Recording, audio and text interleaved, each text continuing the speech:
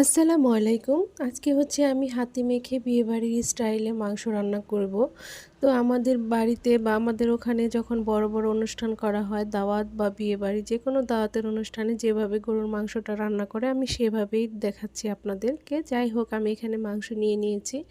আর সেই সাথে কিছু পেঁয়াজ কুচি নিয়েছি, গোটা গরম মসলা দিয়ে দিয়েছি। এখানে এলাচ, দারচিনি, লবঙ্গ, গোলমরিচ রয়েছে। আর সেই সাথে আমি টক দই ব্যবহার করেছি।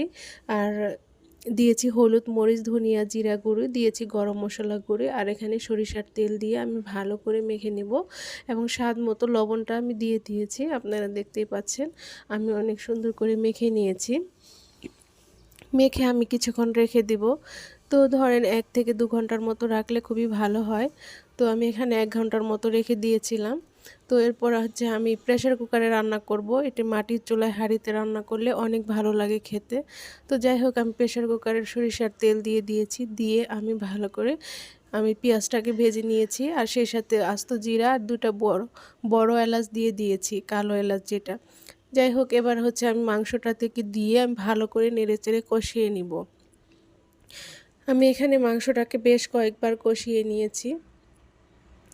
আপনারা দেখতেই পাচ্ছেন আমি কিভাবে নেড়েচেড়ে কষিয়ে নিয়েছি। আমি ঢাকনা দিয়ে ঢেকে বারবার কষিয়ে নিয়েছি অল্প অল্প পানি দিয়ে।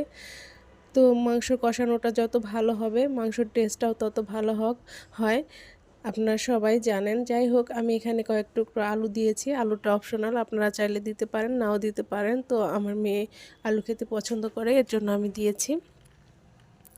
এই তো ফাইনালি আমার রান্নাটা হয়ে গিয়েছে। কালারটা দেখেন কত সুন্দর এসেছে, একদম লাল টকটকে রান্নাটা হয়ে গিয়েছে। এই তো আপনাদের কাছে কেমন লেগেছে অবশ্যই কমেন্টসের মাধ্যমে জানাবেন। সবাই ভালো থাকবেন। আল্লাহ হাফেজ।